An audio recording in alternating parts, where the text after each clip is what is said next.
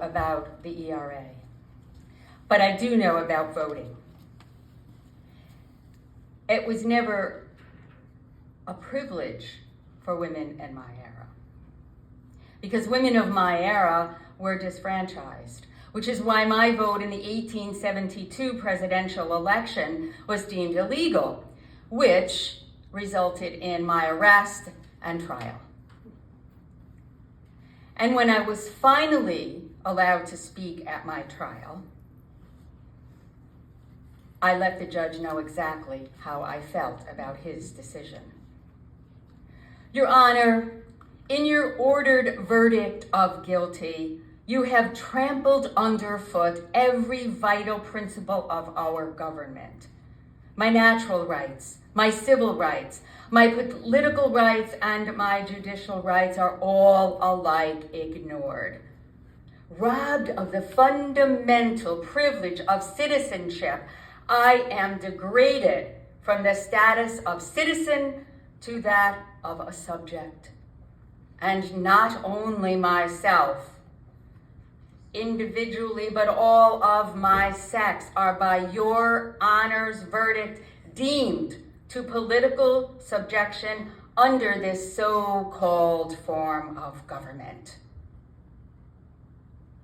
We must always speak out against injustice.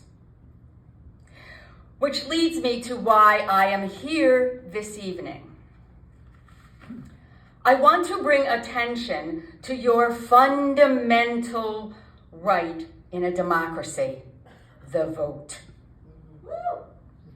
My purpose is to demonstrate the great historical fact that disfranchisement is not only political degradation, but moral, social, educational, and industrial degradation.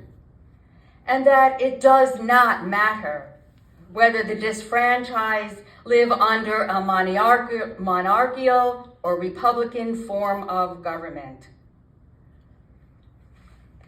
Wherever on the face of the globe or in the pages of history, you show me a disfranchised class, and I will show you a degraded class of labor, which was the state of women in my era. But what of women today? They are fully franchised. But I must raise the question, are they exercising their right to vote? Or are they self-inflicting disfranchisement, thereby self-inflicting the inability to make or control one's own circumstances? The disfranchised must always do the work, accept the wages, suffer the position of the enfranchised. The disfranchised are in the position of the pauper. You remember the old adage, beggars must not be choosers. They must take what they can get or nothing.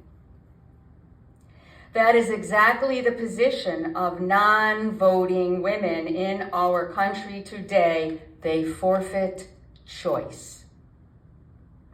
If questioned, do you for a moment believe they agree to the subordinate places and the inferior pay? Yet I must wonder if these self-inflicted disfranchised are cognizant of the realization that they embrace those imposed inequities upon declaring, I do not wish to vote. Women must unite in defiance of being deemed second-class citizens. When we vote and gain equality under the law, we will make a new balance of power that must be weighed and measured and calculated in its effect upon every social and moral question.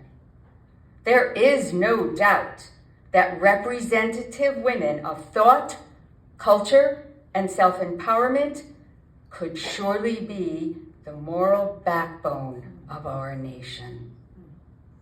The arbitrament to this imbalance of power is the vote.